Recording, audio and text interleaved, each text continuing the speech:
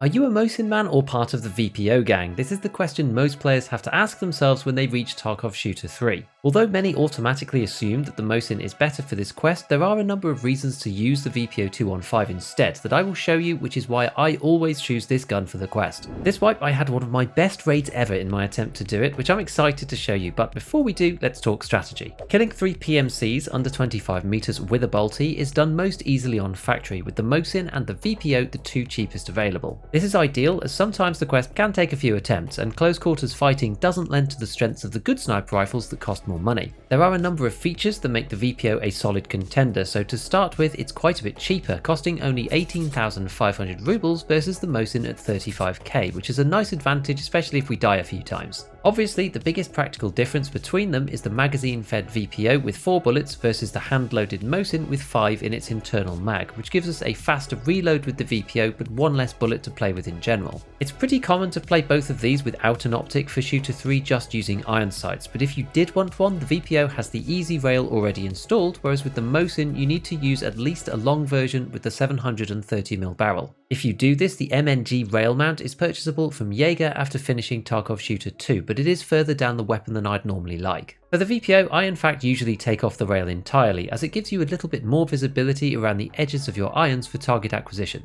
Now, there are 2 really important aspects to these guns that make all the difference in combat, which are bolt cycle time and ADS speed. Checking out the bolt cycling time of the VPO and the Mosin is interesting. The VPO comes in at 1.4 seconds versus the Mosin's 1.65 seconds, which gives the VPO a slight edge in peak battles where it's ready to shoot marginally quicker. But not only this, because of the way that the VPO is set up, the bolt lifts a short distance and is pulled back at 90 degrees to the vertical on the right hand side of the weapon. This means that the PMC's hand doesn't get in the way of whatever you are shooting at, and the sight picture is hardly lost at any point. With the Mosin, the bolt travels vertically instead, and the PMC's right hand gets completely in the way of whatever was downrange. This is made worse by the fact that the Mosin's recoil is nearly double that of the VPO, so even the barrel climb on firing obscures the player's vision for longer too. As for ADS speed, the VPO is both lighter and has higher ergonomics. This is quite hard to measure, but leads to the front and rear irons lining up in nearly half the time as the Mosin. This is one of my favourite features, as the VPO feels incredibly snappy and responsive when you have to take quick shots. So far it's pretty much a slam dunk for the VPO, but I did leave out a very important piece, which is the ammo.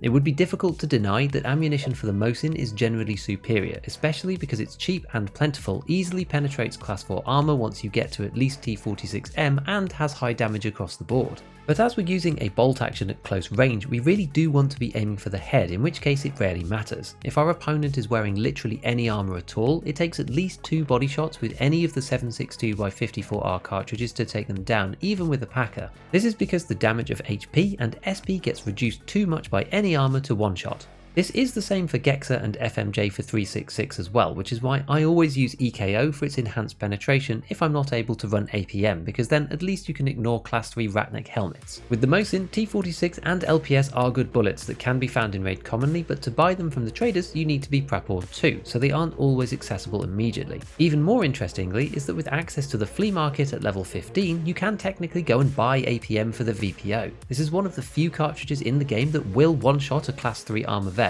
and with 92 damage and 42 pen is extremely formidable. It is expensive, often at 2k per bullet, but with these weapons fortunately we're not firing that many rounds off. So this is why I use the VPO, and this wipe my attempt at Tarkov Shooter 3 was honestly one of the best raids I've had in a long time, which I'll show you now. This was earlier in the wipe, so I was using EKO for this raid rather than APM, but that just meant that headshots were even more important. Further away from people, honestly.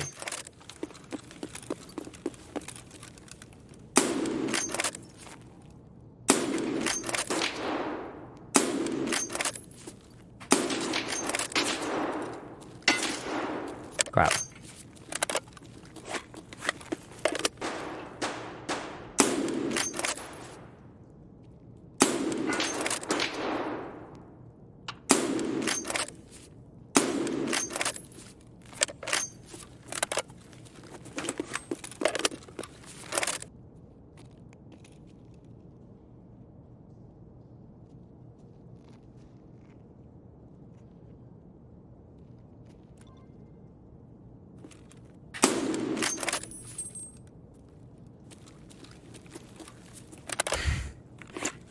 We did it!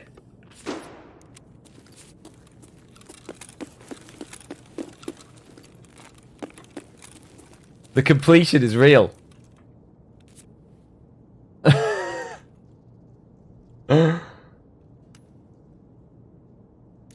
There we go.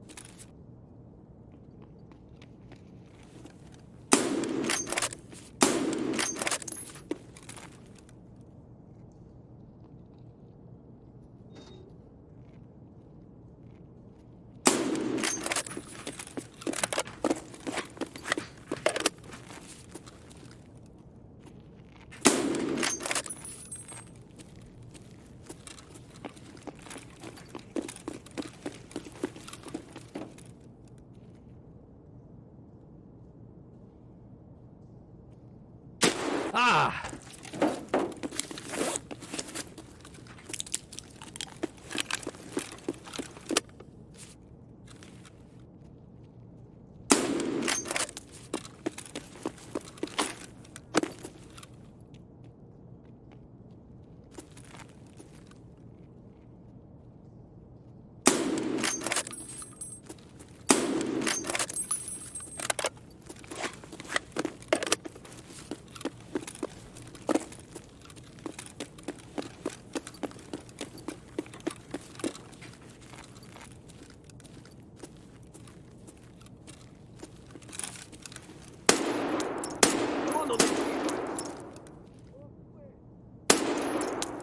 God, this is intense.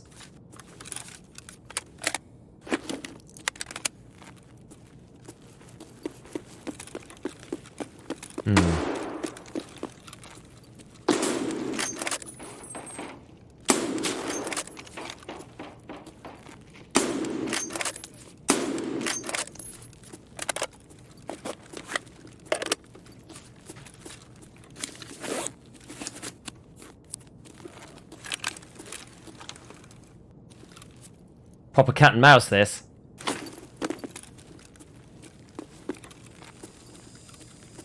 Where's this guy gone?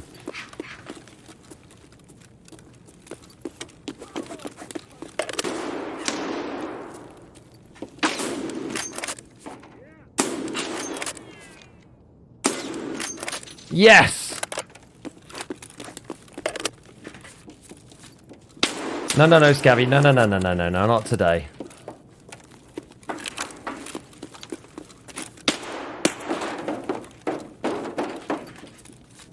Whew.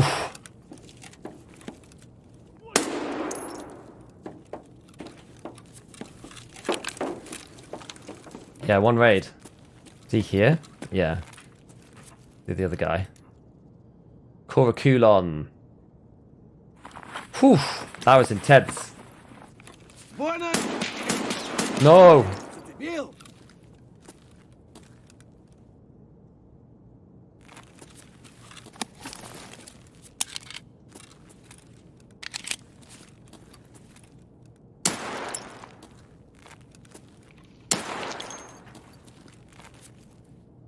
Right.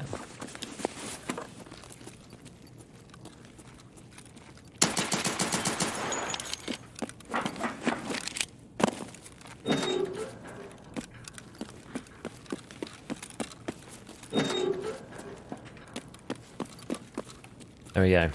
I find Tarkov Shooter 3 is often a blast once you get into the right rhythm with it. So until next time, a big shout out to all my patrons, and as always, have fun in your raids.